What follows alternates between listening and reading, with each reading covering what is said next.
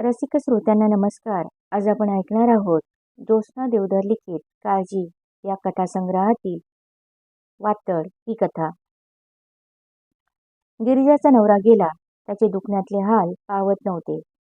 नाना इलाज केले. नाना दवाखान्यात डॉक्टरांकडे हेलपाटे घातले, पण हाती काही लागत नव्हते. या सगळ्या ससे होलपटीत खर्चाला आवर नव्हता. त्यापेक्षाही गिरिजाच्या कष्टांना सीमा नव्हती. ती अंथरुणावर पडून नव्हती म्हणून आजारी नाही म्हणायचं एवढं.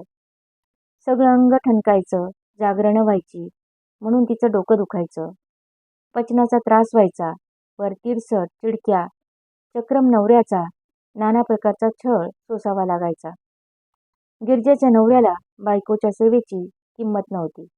तो त्याला त्याचा हक्कच वाटायचा. तिने त्याचे सगळे करायलाच हवे. बायको आहे ती, तिचे कर्तव्यच आहे, असा त्याचा नवरा म्हणून अधिकारच होता. चटक मटक तिखट तेलकट खाणारा नवरा पथ्याचं खायला फार त्रास द्यायचा.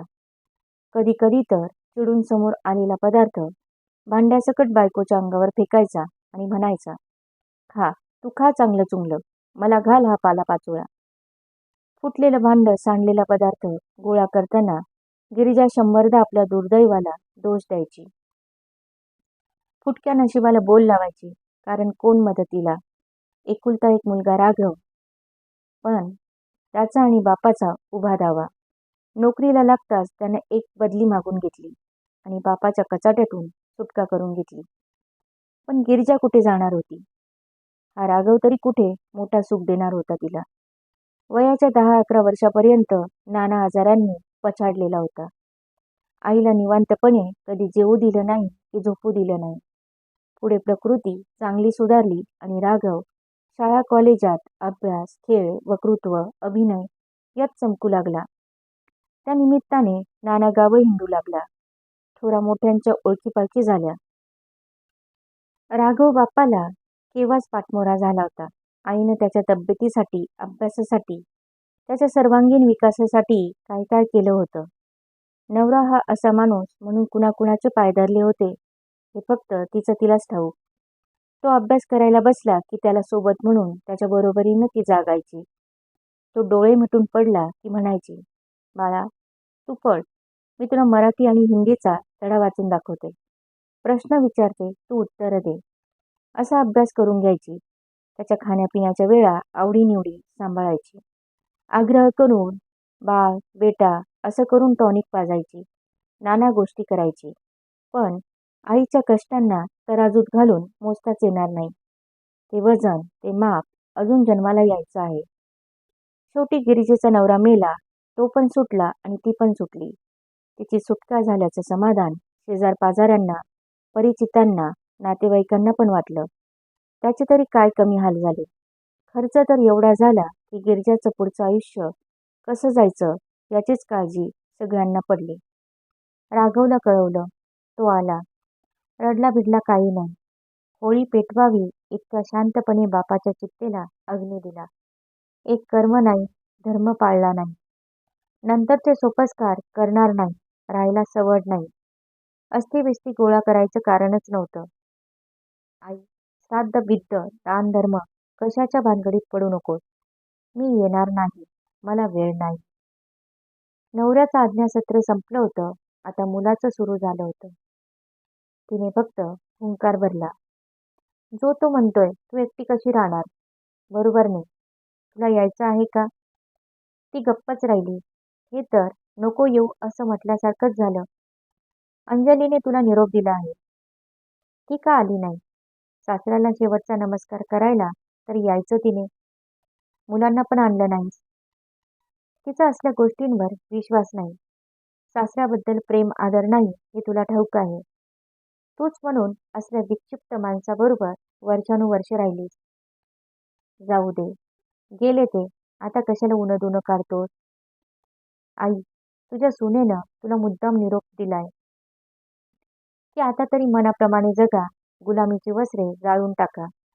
अरे पण तुला इथे आणायचं नाही हे पण तिनं मला बजावलं आहे. गिरजानं चिडूनच मुलाकडे पाहिलं. इथे येऊन त्या परत संसारात गुंततील, नातवंडांच्या खस्ता खातील.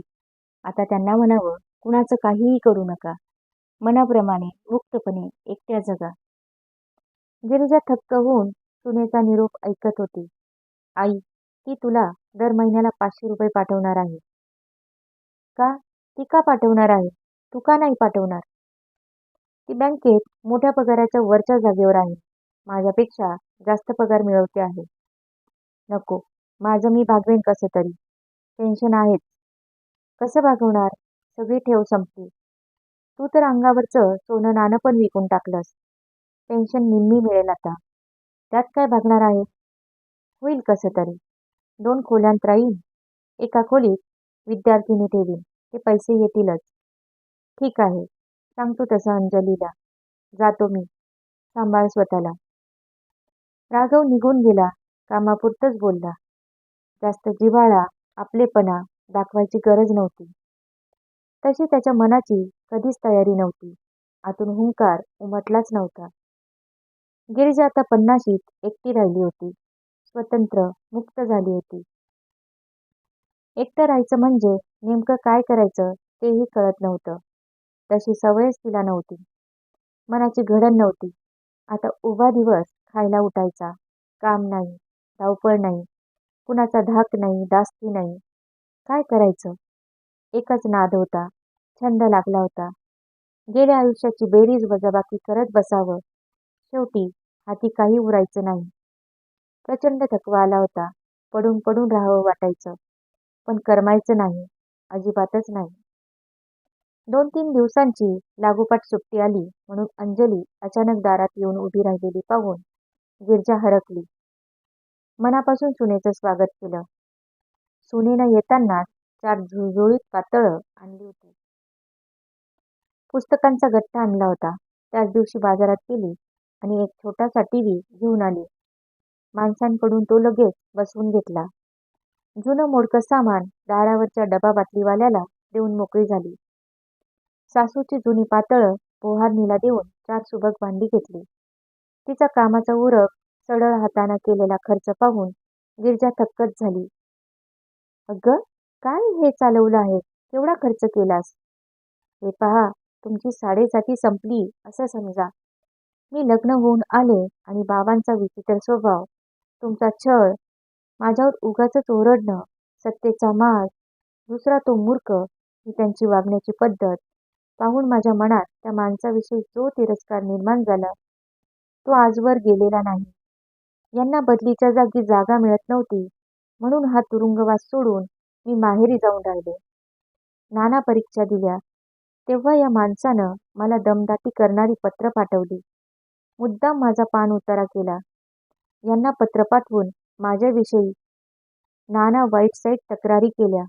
आई, तुम्हाला सांगते, तुमचा नवरा म्हणजे मूर्तिमंत खलपुरुष होता, खलनायक होता, सॅडिस्ट होता. दुसऱ्याला त्रास देण्यातच त्याला आनंद मिळत असे.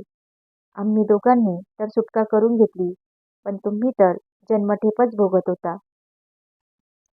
जाऊ दे ग, झालं ते झालं. आता काय त्याचं? आहे, आत्ताच आहे. तुमची पातळ सुद्धा त्यांनी आणायची. ठराविकच रंग, ठरलेल्या किमतीत. तुमची आवड निवड कशाचीच पर्वा नाही मुळी. त्यांनी दिलेलं तुम्हाला आवडत नाही असं सगळं फेकून द्या, टाकून द्या, देऊन टाका. पुसून टाका ते आयुष्य, पुसून टाका नवरेशाहीच्या खुणा. सून फाडफाड बोलत होती. गिरजा फक्त ऐकत होती. जसं दुसऱ्या कुणाचीच कहाणी ती सांगत होती आणि ती ऐकत होती. तुम्हाला मी सांगते, या घरातली ही माणसं किती उरफाटी आहेत हे मला चांगलं कळलंय. राघवला मी जिथल्या तिथे रोखलं, अडवलं म्हणून, नाहीतर हे बापलेक म्हणजे शेळी जाते जीवानिशी आणि खाणारा म्हणतो वातड, अशा जातीचे आहेत. तुम्ही मेलात तरी त्यांना त्याची तमा नाही. त्याग कधी करणार नाही. त्या शब्दांचा अर्थही त्यांना कळणार नाही. तुम्ही मरा, त्यांना त्याचं काही नाही. उलट्या काळजाची माणसं आहेत. तुमच्या मुलाची विषारी नांगी मी वेळीच ठेचून टाकली. अहो, बायकोचे तर हालच, पण मुलंही मुक्तपणे जगू शकत नाहीत. बोलता बोलता अंजली एकदम गप्प बसली. गिरजाच्या मनात आलं, आपण अन्याय सोसला. भाग ध्येय म्हणजे नशिबी आलं ते स्वीकारलं. या आपल्या सुनेनं नवऱ्याच्या दुष्टपणाला खतपाणी घातलं नाही, प्रतिकार केला, त्याच्या चुकीच्या वागण्याला जागीच ठेचलं. खरं, पण तो सल तिच्या मनातून अजून गेलेला नाही, जाणारही नाही. आपण तर त्यापेक्षाही कितीतरी पट जास्त झालेला छळ विसरून गेलो. का? कसं? आपण परावलंबी जीणं आणि हिचं स्वावलंबी जीणं. सगळ्यांचा शेवट बाईच्या भोगण्यातच संपतो का? अंजलीच्या वागण्या बोलण्यानं, तिच्या कळकळीच्या समजावणीनं गिरजाचं मन आभाळा एवढं झालं. आजवर वाटत होतं आपलं कोणी नाही, आपल्याला समजून घेणारं कोणी नाही. पण ही आपली सून, हिनं आपल्याला जाणून घेतलं. इतकं आपणही आपल्याला तपासू शकलो नाही कधी. काय दुखतंय, कुठे दुखतंय, चलतंय याचा कधी विचारच केला नाही. आपण निबर मनाच्या, जाड कातडीच्या आहोत का? नाहीच नाही. मुळीच नाही. पण लग्नानंतर पहिल्या 6 महिन्यातच आपल्या स्वार्थी रानदानच्या नवऱ्यानं आपला कणाच मोडून टाकला. आपल्याला सतत रडत ठेवून डोळ्याचं पाणी संपवून टाकलं. वारंवार अपमान करून, तुच्छ लेखून आपल्याला बधीर करून टाकलं. या सगळ्याचा वचपा आपण काढला म्हणा.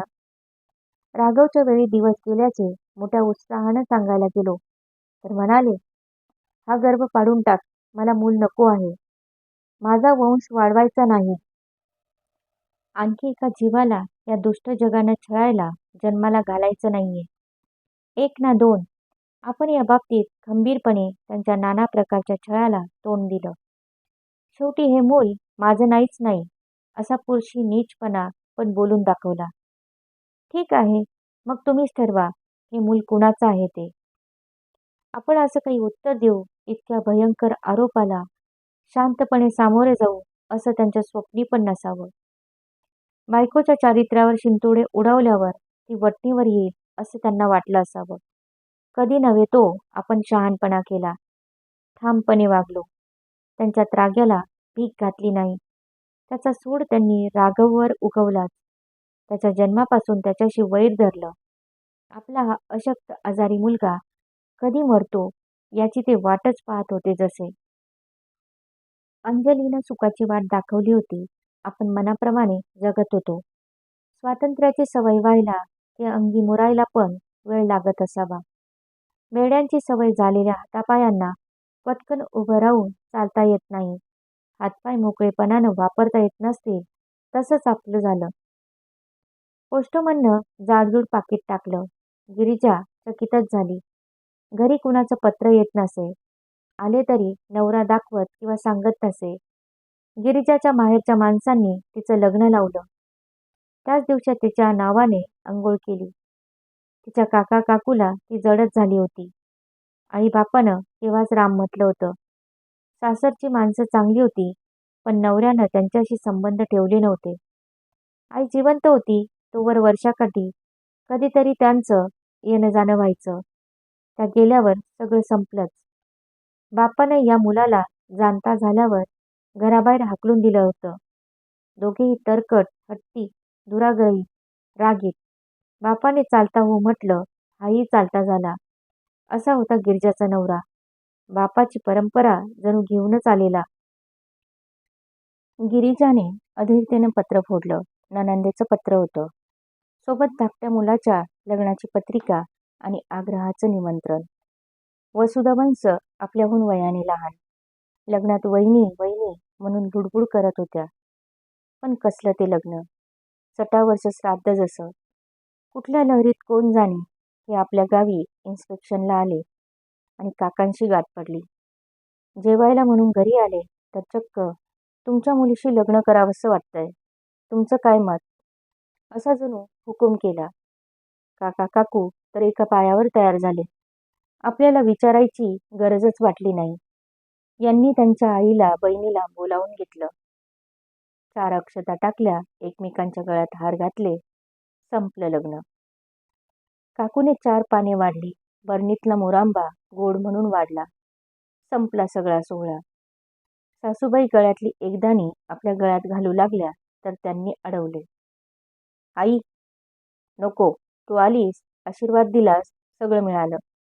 तो माझा बाप या एकदाणीसाठी तुला मारेल, उपाशी ठेवेल. आई आणि बहीण यांना गाडीत बसवून दिलं. आपल्याला एसटीत कोंबलं. उभं राहूनच प्रवास केला. त्यानंतर कितीतरी वर्ष गेली. मोजता पण येणार नाहीत. नणंदेने पत्रिका पाठवली होती. आग्रहानं बोलावलं होतं. गिरिजा जाणार होती. एकटी प्रवास करणार होती. कितीतरी वर्षांनंतर या घराला कुलूप लागणार होतं. आणि गिरिजाच्या अंगाला बाहेरगावचं वारं पण. नणंद स्टेशनवर घ्यायला आली होती. बहिणीला मिठी घातली. हसली, रडली नाही. भावाचं नावही काढलं नाही. घरी आल्या आल्या गिरिजाचे अंघोळ खाणे उरकले आणि नणंदेला वहिनीच्या कपाळावर ठसठसीत कुंकू रेखाटलं. अहो वंस, हे काय करताय? काही नाही वहिनी, कुंकू लावत जा. ते तर तू कुवारपणापासून लावते आहेस ना, मग आता का नाही लावत? वहिनी बोलत नाही बघून वसुधा म्हणाली, वहिनी, माझ्या आईचा छळ मी लहानपणापासून पाहते आहे. 2 दुष्ट ग्रहच तिच्या नशिबी आले होते. झालं. त्यावरून तुला काय सुख मिळालं असेल याची मला कल्पना आहे. वंस, पण माणूस उगाचच वाईट का वागतो? दुष्टपणा का करतो तेच मला कळत नाही. ते तुला कळलं पण नाही आणि वळलं पण नाही. माझी सासरची माणसं आता पाहशीलच. एकमेकांशी कसं वागावं, कसं प्रेम माया करावी ते त्यांच्याकडून शिकायला हवं. सगळीजण एकमेकांना धरून आहेत. आता या लग्नात बघ, 50 माणूस तर जमेलच. तू इथेच राहा आता आणि माणसांच्या नात्याचा मंगल उत्सव पाहाच पहा. वंस, पण जन्मताच कोणी वाईट नसतं. असं घडलं तरी काय? अगं, प्रत्येकाच्या आयुष्यात मनाविरुद्ध कितीतरी गोष्टी घडतच असतात. पण म्हणून कोणी सूडकरी होत नाही. बाबांना म्हणे लहान वयात दारिद्र्यानं घेरलं होतं. उष्ट्या पत्रावळी गोळा करून खायची वेळ आली होती. आई बाप भावंड यांचं करता करता दमछाक झाली त्यांची. त्यात भावंडांनी स्वार्थ साधला. आई वडिलांनी त्या स्वार्थी लबाड मुलांसाठी बाबांनाच राबवलं. अशा हजार गोष्टी. त्यामुळे बाबा कुठलं नातंच मानायला तयार नव्हते. आणि हे तुझे दादा, यांना काय झालं? दादाला? त्याची आणखीनच निराळी तरा. बापाशी उभं वैर, त्यात स्वतःच्या हुशारीची मिजास. पण एक चांगली नोकरी वशिलीबाजीमुळे हातची गेली. कमी प्रतीच्या माणसाला ती जागा मिळाली. झालं, फिरलं त्याचं डोकं. दुसऱ्याला छळायचा, त्रास द्यायचा नादच लागला. आईला, मला, तुला छळून आपल्यावर झालेल्या अन्यायाचा जणू सूडच घेत होता. हा वेडेपणा आहे कळलं, पण स्वभाव बदलला नाही. हाताखालची माणसं टिकेनात. का म्हणून ते नसते आरोप, नसता छळ, आडमुठेपणा सहन करणार त्याचा. एकाने चांगला दणका दिला. काय केलं? गिरिजानं घाबरून विचारलं. म्हणजे तुला नाही कळलं? नाही. वहिनी, धन्य आहे हो तुझी. अगं, तुझ्यापेक्षा मूक जनावर सुद्धा बरं. दोघांनी दादाला अंधारात गाठून चांगलं बदडून काढलं, जखमी केलं. तरी तुला माहित नाही. त्याने सांगितलं नाही आणि तू पण विचारलं नाहीस. कमालच आहे. नाही कसं, विचारलं की. कुणीतरी दवाखान्यात टाकलं, मला कळवलं. मी धावतच गेले तर अंगावर पट्ट्या, रक्ताचे डाग. विचारलं तर मला म्हणे, तुला काय करायचं आहे? इथे माझं सगळं होतंय ना, काही गरज नाही तुझी, जा घरी. तरी तू गेलीच असणार. हो, गेले. हो, तिथे काही जेवणा खाण्याची सोय होती का? शिवाय लोकांनी किती नावे ठेवली असती. तू, आई अशाच मरा. अगं, स्वतःसाठी जगावं वाटतच नाही का तुम्हाला?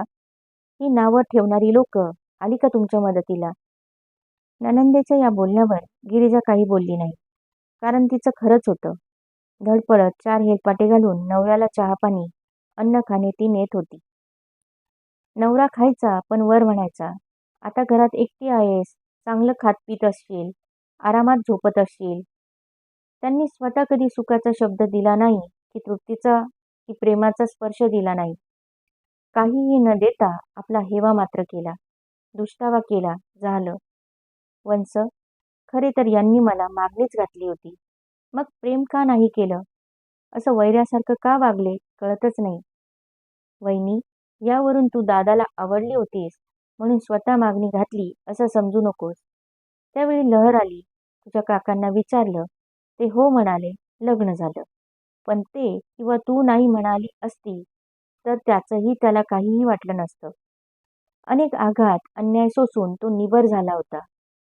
नाही हे आहेच आपल्या नशिबाला अशी त्याची धारणा झाली होती. सुखाचा आनंद घेणं त्याला जसं कळेनासच झालं होतं. अपमान म्हणजे दुःख, नकार म्हणजे दुःख एवढंच त्याला कळत होतं. भावभावनांचा गुंता, त्यातून आलेलं नैराश्य, दुःख तो जमेस धरतच नव्हता. आमच्या वडिलांनी दादाचा जितका राग केला, तितका माझा नाही केला. माझे बरेच लाड केले. अगं बाई, मुलापेक्षा मुलीचे लाड? आश्चर्यच आहे. वहिनी आश्चर्य आहे खरं. मला पण त्यांचं असं वागणं कळायचं नाही. मी आईला विचारलंही आणि त्याचं उत्तर सापडलं. काय ते? गिरिजानं विचारलं. आई म्हणाली, त्यांना कोणाही स्त्रीचं प्रेम मिळालं नाही. आई, बहीण, काकू, आजी कोणी नाही. पण सासूबाई, बायको? नाही, तेही नाही. एक तर बाबांचा स्वभाव विक्षिप्त. दुसरं, आमची आई सर्वार्थानं सामान्य होती. तिनं आपल्या नवऱ्याला कशातच साथ दिली नाही. पहिल्याच भेटीत आईनं वडिलांच्या पुढ्यात बसून खाली मान घालून सगळं स्वीकारलं. तशीच ती आयुष्यभर मिटल्या मनानंच वावरली. वहिनी आमची आई आपल्या मुलांवर पण प्रेम करू शकली नाही. छे, असं कसं होईल? असंच झालं वहिनी. चल उठ, कामाला लागूया. पुष्कळ वेळ गेला. असं म्हणून वसुधानं तो विषय संपवला खरा, पण त्यामागेही काहीतरी रहस्य असावं असं गिरिजेला उगाचच वाटत राहिलं. कोणतं गुपित ठेवून सासूबाई गेल्या कोण जाणे. वंस, छान थाटात लग्न झालं. आता मी जाते. वहिनी, थांब की. माझी माणसं पाहिलीस? कशी छान आहेत. खरंच, नशीबवान आहात तुम्ही. असं सासर मिळालं म्हणून तुम्ही यांच्यासारख्या झाला नाही. खरंच ग वहिनी. प्रेमाचा अंकुर, माया, आस्था, आपलेपणा या खतांशिवाय वाढत पोसत नाही. वहिनी आता सुदैवानं तू मुक्त झाली आहेस. कुठल्याच मोहपाशात पडू नकोस. अंजली नेमकं असंच बोलली. अगं तिनं तर माझा नवा संसारच थाटून दिला. जुनं ते सगळं संपवा, मिटवा, विसरा, पुसून टाका म्हणाली. वा वा, छान. हल्ली सुना कुठे ग एवढा जीव लावतात. माझ्या थोरल्या सुनेच्या बाबतीत मात्र माझ्या नशिबानं मला साथ दिली नाही. ती फार विचित्र वागली. माहेरचा कब्जा फार आहे तिच्या मनावर. शेवटी ती वेगळी झाली. लग्नात पाहिलं खरं मी तिचं वागणं. आता धाकटी सून तुम्हाला सुख देईन. वहिनी, तुझा आशीर्वाद फळाला येऊ. नमस्कार करते. येते वंस. गिरिजा आपल्या घरी परतली. आपल्या सुनेच्या रूपात आपल्याला मुलगीच मिळाली जणू. सुखाचा ठेवा गिरिजाला खूप काही देऊन गेला. जगावं, आनंदाने जगावं असं वाटू लागलं. कारण कुणाला तरी आपली काळजी आहे. आपण कुणाला तरी हवे आहोत. वंसांना आपल्या भावापेक्षा, आईपेक्षा आपणच जवळच्या वाटतो. हा आनंदाचा अनुभव नवाच होता.